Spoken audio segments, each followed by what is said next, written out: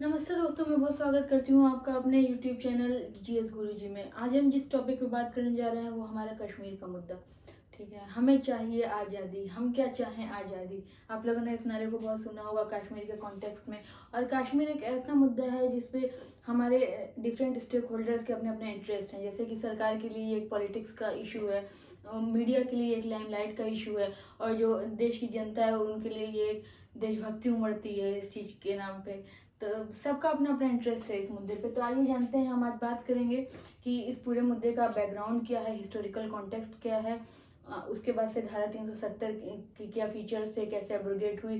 फिर हम आएंगे अपने पीओके की क्राइसिस पे कि आज के समय में जो इंसर्जेंसी पाकिस्तान में चल रही है, जो विरोध प्रदर्शन हो रहे हैं पाकिस्तान ऑक्यूपाइड कश्मीर, जिसको हम लोगों ने पाकिस्तान अधिकृत कश्मीर का नाम दिया है, वहाँ जो विरोध प्रदर्शन हो रहे हैं उसके बारे में बात करेंगे। और इंडियन गवर्नमेंट का, हमारी भारत सरकार का क्या स्टैंड है इस पे, इस सब पे हम बात करेंगे। ठीक है, तो आइए शुरू करते हैं मेरे साथ। बात शुरू होती है 1947 से, जब हमारा देश आज़ाद हुआ। 1947 में इंडिया गॉट इंडिपेंडेंस, तो ब्रिटिशर्स ने 3 केसेस को इंडियन प्रिंसली स्टेट्स के सामने रखा। जितने भी हमारे रजवाड़े थे उसके सामने 3 केसेस को इन्होंने रखा कि या तो वो इंडिपेंडेंट रहें, या तो वो इंडिया को ज्वाइन करें, या तो वो पाकिस्तान को ज्वाइन करें। तो इन तीनों ऑप्शंस में जो भी जिसको सूटेबल लगे वो अपने लिए फ्री था करने के लिए। तो हमारी जो ये रियासत थी जम्मू एंड कश्मीर की, उसके राजा थे हरी सिंह। अच्छा, जम्मू कश्मीर के बारे में एक थोड़ा सा स्पेशल फैक्ट ये था कि वहाँ की जो मुस्लिम मेजॉरिटी पॉपुलेशन थी, लेकिन वहाँ के शासक हिंदू राजा थे, वहाँ के जो रूलर थे वो हिंदू थे, राजा हरी सिंह। तो Hari Singh decided that he would be independent. उन्होंने स्वतंत्र रहने का निर्णय लिया। न वो इंडिया में मर्ज हुए न पाकिस्तान में। उसके बाद परेशानी कहाँ आती है कि जो पाकिस्तान की जो आर्मी रहती है वो खुद से तो नहीं अटैक करती है, लेकिन पाकिस्तान ने कबीलाई लोगों द्वारा जम्मू कश्मीर पे अटैक करवाया, ये इनका एरिया एनेक्स करने के लिए, कब्जा करने के लिए। तो इस क्राइसिस की सिचुएशन में जो है राजा हरी सिंह हमारे तत्कालीन प्रधानमंत्री पंडित जवाहरलाल नेहरू और तत्कालीन गृह मंत्री सरदार वल्लभ भाई पटेल के पास आते हैं कि हमको मदद कीजिए, इंडियन आर्मी को भेजिए और हमारी सिचुएशन ऐसी है। ठीक है, तो सरदार वल्लभ भाई पटेल उस टाइम पे कहते हैं कि आप जो है इंडिया में विलय कीजिए, पहले आप इंटीग्रेट होइए इंडिया में, और उसके बाद ही हम अपनी आर्मी को भेजेंगे। क्योंकि अगर अभी हमने अपनी आर्मी को भेजा तो एक्ट ऑफ डिफेंस नहीं, ये एक्ट ऑफ अटैक होगा। और until unless you become a part of our territory, how can we help you, how can we send official Indian army. तो ठीक है, तो 26 अक्टूबर 1927, ये date is very important, this date is very important. इस date को जो है कश्मीर के भविष्य की रूपरेखा तय होती है। आज जो भी सारी सिचुएशन है उसमें 26 अक्टूबर 1947 इस तारीख का बहुत बड़ा रोल है। तो इस दिन क्या होता है कि विलय संधि पर हस्ताक्षर होता है, इंस्ट्रूमेंट ऑफ एक्सेशन साइन की जाती है, और विलय संधि पर हस्ताक्षर होने के साथ ही जम्मू कश्मीर भारत का एक अभिन्न अंग बन जाता है। ठीक है, उसके बाद हमारी आर्मी जो है जाती है, वो बहुत अच्छे तरीके से परफॉर्म भी कर रही होती है। वो पाकिस्तानी जो लड़ाके होते हैं उनको काफ़ी पीछे तक वो भेज के आई होती है, रगड़ के रख देती है। लेकिन यहाँ पे क्या होता है कि नेहरू जी जो हमारे तत्कालीन प्रधानमंत्री थे उनसे एक भूल हो जाती है। वो उसको आप ब्लेंडर का नाम भी दे सकते हैं। वो लम्हों की खता सदियों की सजा, उनके इस एक डिसीजन के नाते आज तक पूरा देश सफ़र कर रहा है। और वहाँ पे पता नहीं कितनी हजारों मौतें हो चुकी हैं, कश्मीर पंडितों का पलायन हुआ, क्या क्या हुआ, इंसर्जेंसी हुई, आतंकवाद हुआ, उनके सिर्फ एक गलती से। ठीक है, तो ये गलती क्या रहती है कि ये इस पूरे मामले को लेके चले आते हैं यूनाइटेड नेशंस में। अच्छा, पंडित जी ने अपनी ये गलती एक्सेप्ट भी की थी। बाद में पार्लियामेंट में उन्होंने इस बात को माना कि यूएन में जाना हमारी भूल थी। तो होता क्या है कि यूनाइटेड नेशंस में क्या होता है, अब चलिए वहाँ चलते हैं। अब 31 दिसंबर 1947, 31 दिसंबर 1947 को संयुक्त राष्ट्र संघ में ये मामला पहुंचता है। संयुक्त राष्ट्र संघ में क्या जजमेंट आता है उनका कि आप जो है रेफरेंडम कराइए, जम्मू एंड कश्मीर में आप जनमत संग्रह कराइए, ऐसा उनका डिसीजन आता है। और उसके अलावा जो दूसरी बात रहती है जो कि हमारे बहुत अनफेवर में चली जाती है, कि उन्होंने बोला कि आप जो है सीज़ फायर कीजिए, अच्छी बात है सीज़ फायर, लेकिन आपका जो जो उन्होंने कब्जा कर लिया था पाकिस्तान के कबायली लड़ाकों ने, उस वहीं पे वो सीज़ फायर हो जाता है। तो हमारा तो एरिया चला गया ना, वो सीज़ फायर स्टेटस को मेंटेन करते हुए एज इट इज़ जैसे पहले, तो वहाँ जाके फिर सीज़ फायर होना चाहिए था, तो हमारे इंडियन टेरिटरी को लॉस हो जाता है। तो होता क्या है कि वो ये जो पाकिस्तानी लड़ाके यहाँ तक घुस जाते हैं, यहीं पे सीज़ फायर का जो है लागू कर दिया गया। तो ये जो है पाकिस्तान ऑक्यूपाइड कश्मीर, ये एरिया बलूचिस्तान का जो एरिया, या ये इसी को हम पाकिस्तान अधिकृत कश्मीर कहते हैं, जहाँ इस समय विरोध प्रदर्शन और इंसर्जेंसी चल रही है इंडिया में इंटीग्रेट होने के लिए। उस पर हम बाद में आएंगे, पहले इसको समझते हैं। तो ठीक है, ये अच्छा, ये जनमत संग्रह में जो ये ले गए वो तो ले गए। उसके अलावा जो बात सामने आती है कि वहाँ पे ये आर्टिकल 35 और आर्टिकल 51 दो आर्टिकल थे। तो आर्टिकल 35 था जमीन विवाद का, और आर्टिकल 51 था अवैध कब्जा का। तो नेहरू जी जब इसको यूएन में चलिए आप ले ही गए, उसके बाद उन्होंने इसको जमीन विवाद के तहत आर्टिकल 35 के तहत इसमें अपील किया, जबकि इनको करना चाहिए था आर्टिकल 51 जिसमें अवैध कब्जे की बात होती है। जब आप ऑलरेडी जो है उसको लैंड रिलेटेड डिस्प्यूट लेके जा रहे हैं कि आप विवादित जमीन आप फैसला दीजिए, वो अलग बात है। और अगर आप इसको ये क्लेम करते हैं कि अवैध कब्जा हुआ है, तब उसमें जजमेंट दूसरी तरह आता, तो ये भी इनकी एक बहुत बड़ी गलती थी। अच्छा, इस पे जो है एक बुक भी है, द हिमालयन ब्लेंडर, इसी पूरे कंटेक्स्ट पे ये बुक है।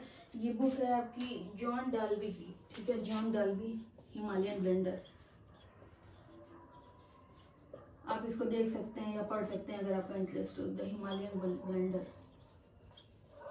तो इस बुक में इसी बात का जिक्र है कि जब हमारी आर्मी ऑलरेडी अच्छा कर रही थी, इंडियन आर्मी, और वैसे कहने को तो हैदराबाद के भी निजाम कहते थे कि हमको इंडिया में इंटीग्रेट नहीं होना है, लेकिन फिर आपको पता होना चाहिए कि ऑपरेशन पोलो चलाया गया गृह मंत्री सरदार वल्लभ भाई पटेल के द्वारा, और हैदराबाद को जो है हम लोगों ने अपने में एसिमिलेट किया। तो इसको भी हम कर लेते, लेकिन ये इसमें मामले को यूनाइटेड नेशंस लेके गए। ये तो वही बात हुई ना कि आपकी टीम जो है स्टेडियम में परफॉर्म कर रही है और आप दर्शकों से पूछ रहे हैं कि क्या करना चाहिए। दे वर ऑलरेडी परफॉर्मिंग बेटर, ठीक है। हम हमारी बढ़त पहले से थी, उसके बाद भी ये जो है उसको वहाँ लेके गए। तो अब इतिहास इस बात का जवाब हमेशा इनसे मांगेगा कि आपने ऐसा क्यों किया, और इस पर कई तरह के क्रिटिक्स होते हैं, ठीक है, वो सारी चीज़ें हैं।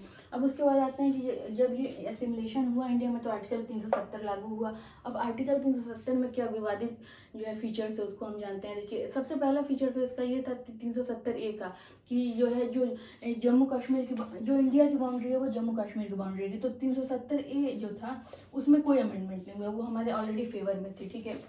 उसके बाद जो बात आती है कि भारत का जो संविधान है वो जम्मू एंड कश्मीर की टेरिटरी में पूर्ण संविधान नहीं लागू होता है, ठीक है। उनका अपना कॉन्स्टिट्यूशन होगा, उनका अपना नेशनल फ्लैग होगा, नेशनल एंथम होगा। तो ये सारी चीज़ें इंडिया के ये इंटीग्रिटी के लिए ठीक नहीं थी ना, इंडिया भारत की संप्रभुता और अखंडता के लिए ये ठीक नहीं थी। उसके बाद इसका सबसे बड़ा जो फीचर था जो इंडिया के लिए गलत था वो ये था कि पाकिस्तान की कोई लड़की अगर शादी करती है किसी जम्मू कश्मीर के रेसिडेंट से तो उसको जो है वहाँ का सिटीजनशिप मिल जाएगा, लेकिन अगर कोई इंडियन लड़की शादी करती है जम्मू कश्मीर में तो उसको वहाँ का नागरिकता नहीं मिलेगा। तो ये सारी चीज़ें हमारे बहुत अगेंस्ट में थी। तो उसके बाद होता क्या, धारा 370 हटी कैसे, तो इसके लिए गवर्नमेंट का विल पावर चाहिए था, जो कि बीजेपी की मेजोरिटी की गवर्नमेंट आती है और नरेंद्र मोदी अमित शाह जी के नेतृत्व में ये होता है। अच्छा, उसमें भी प्रोविजंस क्या थे, हमारे संविधान में ऐसा प्रोविज़न है कि जब भी आपका विधानसभा में सेशन नहीं चल रहा है तो जो प्रेसिडेंट है, जो राष्ट्रपति हैं, वो उनके पास विशेषाधिकार है, पावर है कि वो ऑर्डिनेंस लाके और किसी डिसीजन को इम्प्लीमेंट करें। तो यही हुआ, और अमित शाह जी ने जो है प्रस्ताव पारित किया लोकसभा राज्यसभा में, राष्ट्रपति ने इसको अपनी अनुमति दी और इस तरीके से धारा 370 को हटा दिया गया, ठीक है, उसके कुछ फीचर्स को। तो इस पे जो है बहुत इसका मजाक बनता है कि महबूबा मुफ्ती कहती थी कि ये जब धारा 370 हटेगी तो मेरी लाश पे से गुजरना होगा, मेरी लाश पे से गुजरना होगा। तो फिर बीजेपी के अमित शाह नरेंद्र मोदी ने भी बोला कि ट्रैक्टर तैयार है, आप लाश तैयार कीजिए, और इस तरह इन्होंने धारा 370 को हटा दिया, ठीक है। तो ये इस पे काफ़ी इंटरेस्टिंग टॉपिक है। फिर ठीक है, ये बात हो गई 370 के फीचर्स की और ये कैसे हुआ, ये सारी चीज़ें हो गई, कैसे हटा। अब हम बात करते हैं पाकिस्तान ऑक्यूपाइड कश्मीर की, पाकिस्तान अधिकृत कश्मीर की, और हमारे भारत सरकार की इस पर क्या स्टैंड है, हम उस पर बात करेंगे,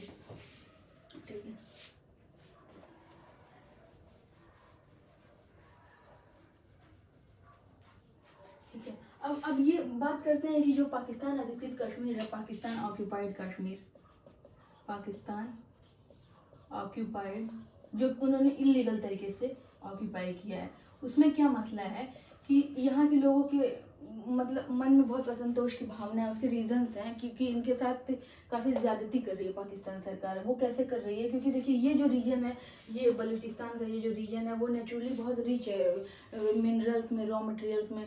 तो उनको क्या किया जाता है, सबसे पहली बात देखिए ना, इनको मैं आपको पॉइंट में कवर कराती हूँ कि पहला कि जो एरिया पाकिस्तान ऑक्यूपाइड कश्मीर का, वहाँ का एक भी रिप्रेजेंटेटिव पाकिस्तान की संसद में नहीं। There is no political representation of Pakistan occupied Kashmir in parliament of Pakistan, ठीक है, नो पॉलिटिकल रिप्रेजेंटेशन। और जब पॉलिटिकल रिप्रेजेंटेशन नहीं है तो वहाँ की सरकार इसकी लाइबिलिटी भी नहीं लेती है यहाँ की डेवलपमेंट की, ठीक है, यहाँ की रोड डेवलपमेंट की। No political representation in assembly, ठीक है।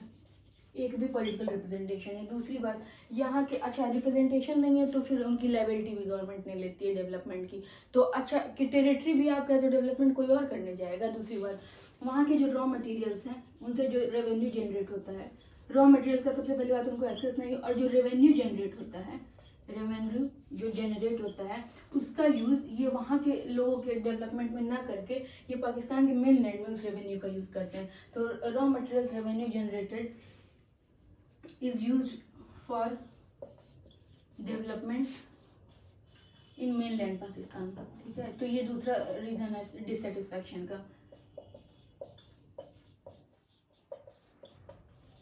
ठीक है, तीसरी बात, ये जो आपका जो है ये सारा सिस्टम ऐसे इस तरीके से काम करता है कि ना तो इनके पास हेल्थ की सुविधा है, ना तो इनके पास एजुकेशन की सुविधा है, ना इंफ्रास्ट्रक्चर पे काम किया गया है। मतलब situation is very very critical. आप ऐसे समझ लिए कि यहाँ पे डबल डिजिट में हेल्थ इंफ्रास्ट्रक्चर है, शायद 22 से 23 ऐसे समथिंग हॉस्पिटल्स ओनली। ठीक है, स्थिति बहुत गंभीर है। तो यहाँ पे ना हॉस्पिटल है, ना इंफ्रास्ट्रक्चर है, ना अच्छी सड़कें हैं, ना अच्छा हेल्थ सिस्टम है, ना अच्छा एजुकेशन सिस्टम है।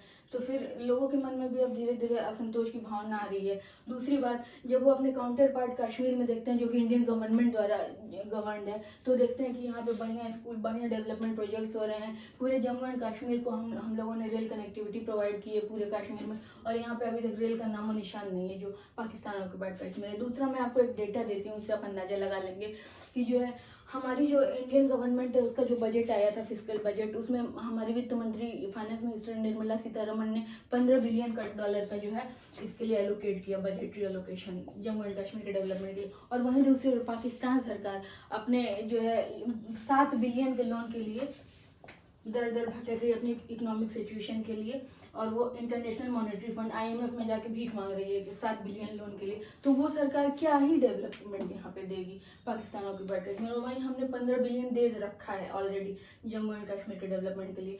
तो इस सारी वजहों से वहाँ पे रोज रोज विरोध प्रदर्शन हो रहे हैं, क्योंकि स्थिति बहुत ख़राब है हर तरह से। और वो ये भी देख रहे हैं कि इंडियन गवर्नमेंट अच्छा काम कर रही है, तो वो उनके तरफ से बलोच लीडर्स की तरफ से डिमांड आ रही है, रोज विरोध प्रदर्शन हो रहे हैं। हालांकि उसको पाकिस्तान गवर्नमेंट बाहर आने से पहले क्रश कर देती है, लेकिन लड़ाई चल रही है और ये डिमांड उठ रही है कि हम इंडियन गवर्नमेंट के, यहाँ के एक लीडर का स्टेटमेंट था कि हमारे जो है जो जम्मू एंड कश्मीर में जितने इंडिया की जो टेरिटरी है उसमें जैसे हॉस्पिटल्स हैं वैसे हॉस्पिटल्स हमारे इस्लामाबाद में नहीं है। तो ये सारी चीज़ें हैं, हालांकि इसको बहुत बुरी तरीके से क्रश कर रही है पाकिस्तान गवर्नमेंट, लेकिन देखते हैं क्या होता है आगे। अब आते हैं कि हमारी जो सरकार है, भारत सरकार का क्या स्टैंड है इस पर। ठीक है, stand of government of India. तो हमारी भारत सरकार का जो आप लोगों ने सुना होगा, वो अमित शाह जी ने 2019 में संसद में एक स्टेटमेंट दिया था कि आप पीओके के लिए हम जान दे देंगे, इसके लिए आप कैसी बात करते हैं, ये हमारा है। तो उससे एक मैसेज मिला था कि हमारी इंडियन आर्मी कोई एक्शन ले सकती है अगर सरकार ऑर्डर करे। और इंडियन आर्मी इस वेट में आर्मी चीफ का भी स्टेटमेंट आया था कि अगर सरकार हमको ऑर्डर करे तो हम इसके लिए आगे बढ़ सकते हैं। उसके बाद जो हमारे रक्षा मंत्री हैं राजनाथ सिंह ने स्टेटमेंट दिया था कि जो पीओके जो है वो इलीगल तरीके से अवैध कब्जा किया पाकिस्तान ने, और इसका कोई लोकस स्टैंड ही नहीं बनता है पाकिस्तान पे। पाकिस्तान अधिकृत जो कश्मीर है उसका पाकिस्तान का कोई लोकस स्टैंड ही नहीं बनता है, और पाकिस्तान का ये जो टेरिटरी है पाक ऑक्यूपाइड कश्मीर, ये हमारा था, है और रहेगा, और हम इसके लिए हर संभव प्रयास करेंगे। तो कहीं ना कहीं सरकार ने अपना स्टैंड साफ कर दिया कि एनी डे एनी टाइम जब भी सिचुएशन फेवरेबल होंगी तो हमारी आर्मी अटैक कर सकती है।